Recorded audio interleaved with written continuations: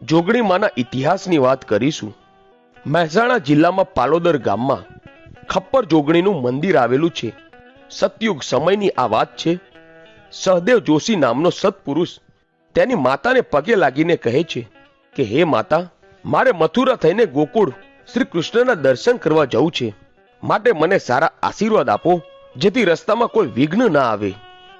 માતા આશીર્વાદ આપતા કહે છે, હે સહદેવ, તું ગોકુળ ભલે જાય, પણ રસ્તામાં કોઈની સાથે લડાઈ ન કરતો, અને જો કદાચ લડાઈ થાય તો દક્ષિણ દિશા તરફ ના જોતો। જો દક્ષિણ દિશા તરફ જોઈશ તો સહદેવ તારી હાર થશે। સહદેવ જોશી માતાના આશીર્વાદ લઈને ગોકુળ જવા નીકળ્યો। ફરતા ફરતા મહેસાણા જિલ્લામાં એ સમયમાં પાલેશ્વરી નગરી કહેવાતા હાલના પાલોદર ગામના સીમમાં આવે છે। ગામમાં ખપ્પર જોગણીનો વસવાટ હતો। કહેવાય છે કે ખપ્પર જોગણી તો આદિ અનાદિકાળથી યુગ પહેલા મંડાણ કરેલા હતા। આ ખપ્પર જોગણીને ખબર પડી કે સહદેવ જોશી ગોકુળના માર્ગે જાય છે, મારે એને સન્મુખ મળવા જવું પડશે। એટલે ખપ્પર જોગણી સહદેવ જોશીને મળવા આવે છે। સહદેવ જોશીને મળીને કહે છે, ક્યાંથી આવ્યો છો અને મારી આ પાલેશ્વરી નગરીના સીમમાંથી ક્યાં જાય છે? હે સહદેવ, અહીંયા મારી મરજી વગર પાંદડું પણ હલી શકતું નથી, માટે મારી મરજી વગર અને મારી ઈચ્છા વિરુદ્ધ જવું હોય તો મારી સાથે લડાઈ કરવી પડે।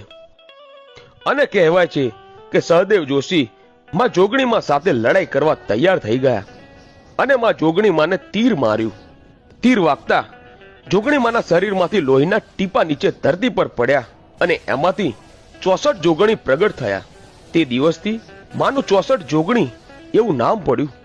માં જોગણીએ વિચાર કર્યો કે આ સહદેવ જોશી કોઈ સત ચોઘડીએ અને સત વેળાએ જન્મ્યો, એટલે સત્પુરુષ છે। આને કેવી રીતે ખબર પડશે કે પાલેશ્વરી નગરીમાં ખપ્પર જોગણીના અમર બેસણા છે? પછી કહેવાય છે કે માં જોગણી માએ કામણ ક્રિયા કરી અને તે દિવસે લડાઈ કરતા કરતા માએ પોતે જે ચૂંદડી ઓઢી હતી એ ચૂંદડી સહદેવને માથે ઓઢાડી દીધી। એટલે સહદેવને દિશાનું ભાન ન રહ્યું અને સહદેવે દક્ષિણ દિશા તરફ મોં ફેરવી દીધું અને સહદેવ જોશીની હાર થઈ। પછી સહદેવ જોશીને ભાન થયું કે મારી માતાના વેણ સાચા પડ્યા। પછી આ સહદેવ જોગણીમાના પગમાં પડી ગયો અને કહ્યું, ભૂલચૂક મને માફ કરજે।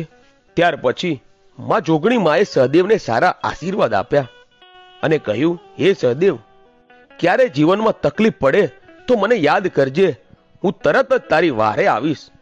આમ સહદેવ જોશીને માં જોગણીમાએ સારા આશીર્વાદ આપ્યા અને સહદેવ જોશી